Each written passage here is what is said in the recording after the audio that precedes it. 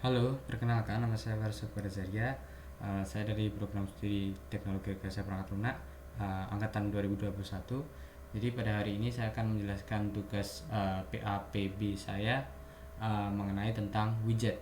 Jadi untuk yang pertama adalah bagaimana cara membuat widgetnya. Jadi yang pertama kalau untuk di Android Studio, uh, jika kita menggunakan Android Studio maka kita bisa membuat widget pada bagian file, new, dan widget ini. Kemudian kita klik up widget, kemudian maka akan keluar tampilan untuk membuat up widgetnya. Yang pertama ini ada class name, yaitu nama kelasnya yang akan tampil di Java-nya. Kemudian ada placementnya, dimana bisa di home screen atau bisa di keycard atau bisa di keduanya. Kemudian ada resizable. Jadi resizable ini nanti bisa diatur ketika widget ditaruh di home screen, misalnya nanti bisa resizable horizontal di x axis atau vertikal di y axis, atau nggak bisa di resize, yaitu none dia. Kemudian ada juga width-nya. Jadi untuk ketika resize itu berapa sel yang akan digunakan itu bisa diatur di sini semua.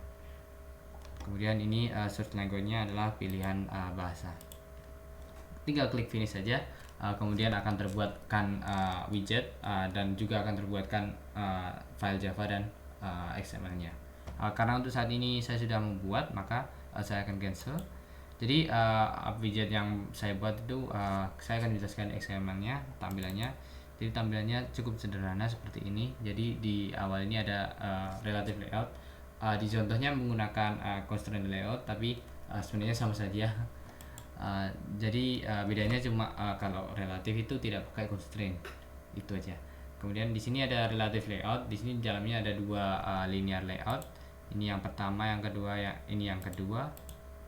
Jadi ini yang kedua, ini yang bagian update-nya. Yang pertama ini bagian atasnya, bagian heading-nya seperti itu. Kemudian ini ada label, kemudian ini ada ID.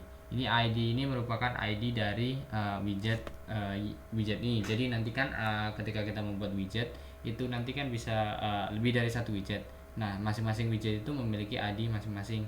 Nah, untuk bisa mengetahui bahwa oh ini widget A, widget B, widget C itu kan memiliki ID, maka ID-nya akan ditaruh di sini. Di sini di text view ini, widget ID. Untuk sebenarnya hanya di display untuk mengidentifikasi ID mana yang merupakan widget ini gitu. Kemudian yang kedua ada linear layout, tempat untuk update. Jadi ini nanti widgetnya nanti ada button di sini. Kemudian nanti ketika buttonnya ditekan maka akan ada pada bagian last update ini dia akan mengincrement, menambah value dari integer. Jadi misalnya 1, 2, 3, 4, 5, 6 dan seterusnya setiap kali klik begitu. Jadi di sini yang pertama ini ada update label, yaitu ini last update ini. Kemudian ada count-nya. Jadi nanti kan dia increment ketika ditekan buttonnya, nanti akan ditampilkan di sini di count ini. Kemudian di sini ada update-nya, tampilan untuk berapa kali update-nya itu ada di sini. Kemudian ini button-nya yang untuk menginisiasi atau men-trigger incremental tadi. Jadi itu untuk XML-nya. Kemudian untuk stylenya ada beberapa style yang digunakan. Jadi tadi kalau dilihat di XML-nya ini beberapa masing-masing dari elemen ini itu dia memakai style. Jadi stylenya itu ada di file style ini. Sebenarnya stylenya ini hampir sama dengan ketika kita menginisiasi pada XML pada umumnya, cuma style ini digunakan untuk merapikan kode. Jadi supaya bisa lebih rapi dan bisa digunakan pada kode-kode elemen-elemen yang lain, menjadi lebih mudah gitu. Tinggal dipanggil nama elemennya, tidak perlu untuk mengassign satu masing-masing gitu. Kemudian ini ada stringnya, semua data-data stringnya.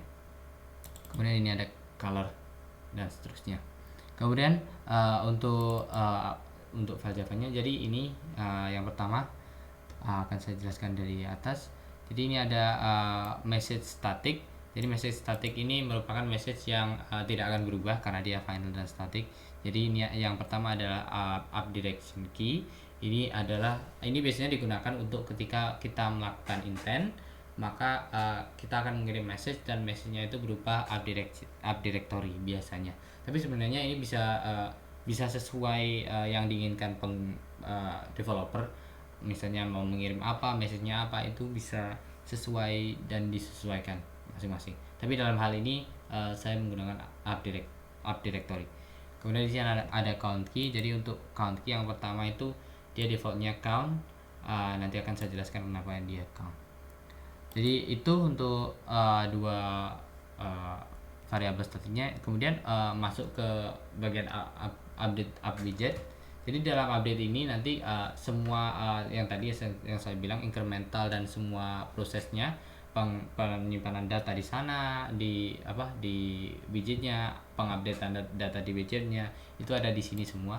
Jadi yang pertama ini nanti data akan disimpan di shared preference. Jadi karena dia disimpan di shared preference, ketika kita keluar atau kita kembali ke aplikasi, kembali ke home screen untuk melihat widgetnya, jadi datanya itu bakal ada karena disimpan di shared preference.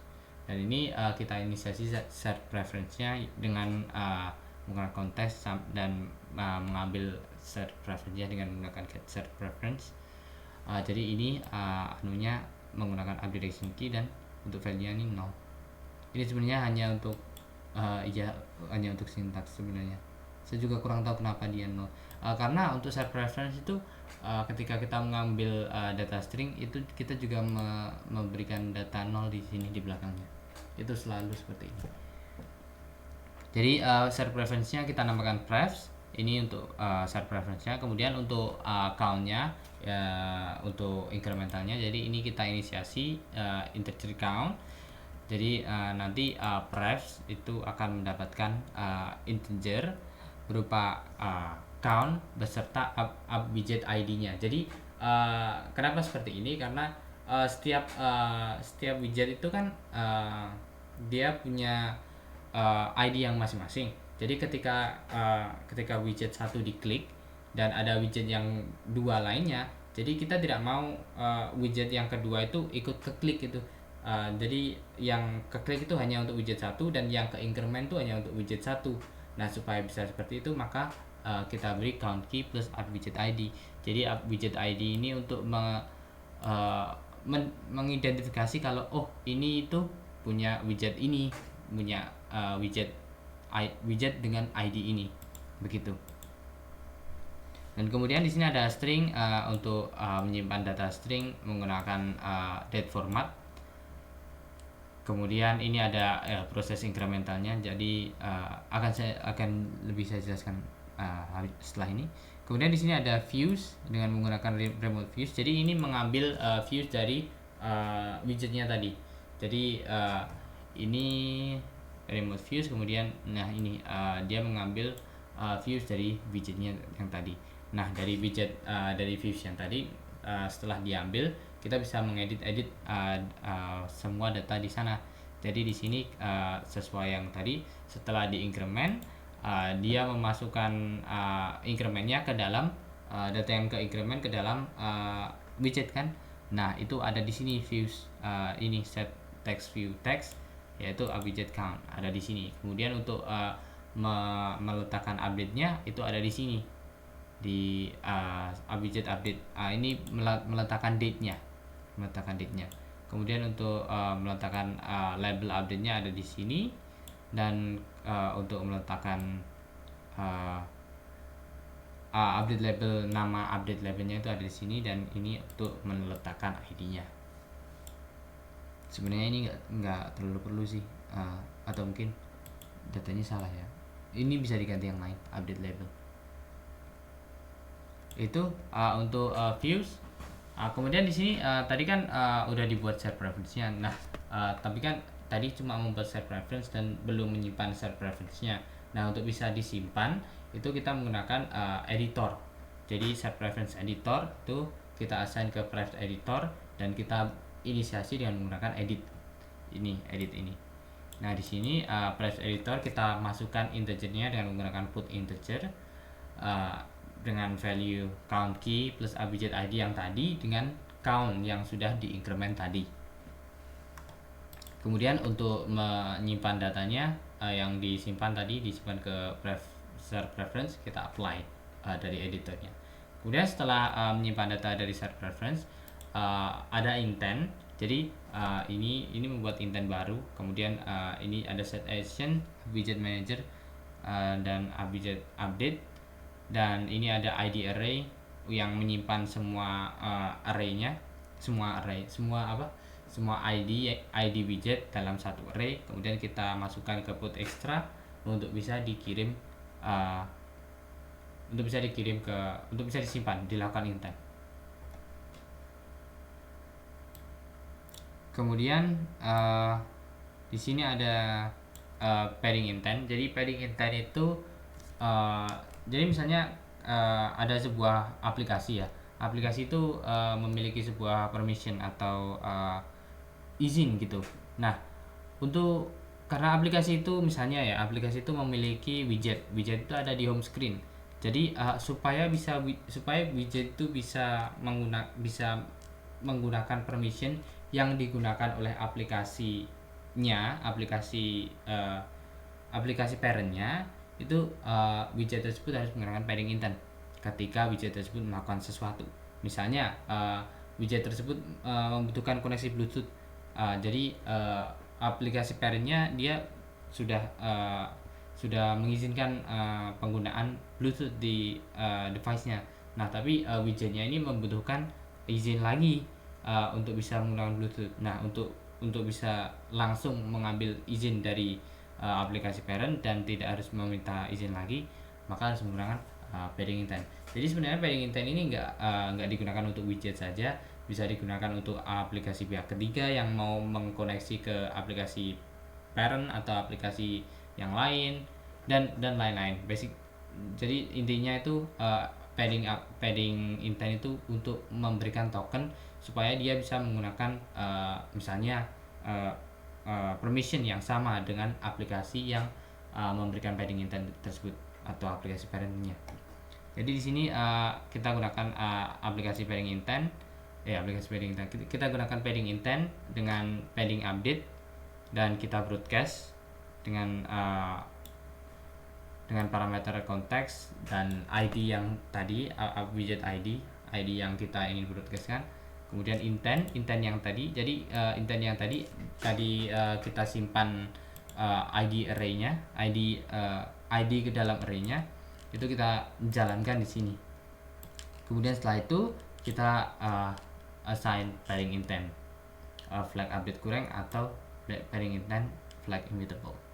Kemudian setelah pairing intent di-assign dan di broadcast, kemudian kita buat on click listener untuk buttonnya. Di sini buttonnya ini kita buat on click listener pairing intent. Jadi ketika button ditekan, maka pairing intentnya akan jalan. Jadi begitu. Kemudian setelah selesai, maka widget manager akan mengupdate widget. Jadi ini dia akan loop ke sini. Begitu, dan semua prosesnya akan terulang kembali. Makanya itu ada count di sini plus karena kenapa nggak ditaruh di sebuah method gitu. Sebenarnya bisa ditaruh di sebuah method, tapi karena ini metodenya dia rekursif sendiri, setiap kali diklik bukan rekursif sih, mengulang kembali setiap kali diklik, maka kita bisa taruh di sini saja. Jadi begitu untuk penjelasan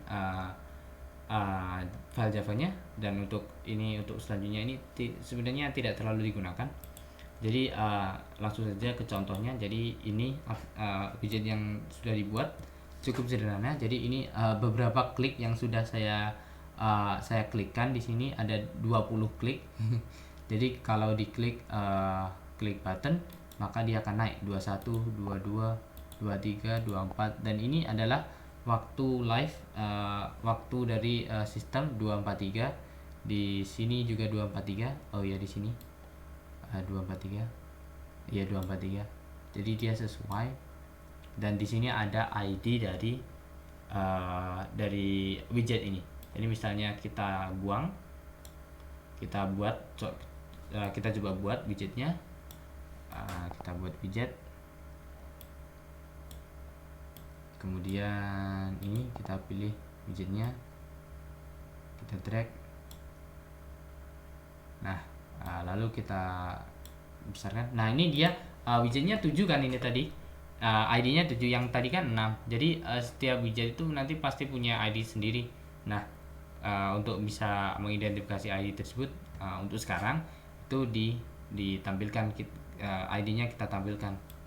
Dan untuk bisa incrementnya, supaya nggak semua increment ketika satu widget semua, biar nggak semua increment, maka harus kita kasih widget ID ketika kita menyimpan di besar preference-nya. Jadi ini kalau kita klik maka akan menambah count-nya, dia akan increment. Jadi begitu saja untuk tugas saya kali ini, menjelaskan bagaimana cara bekerja widget pada aplikasi Android. Terima kasih. Selamat malam, selamat pagi, sampai jumpa.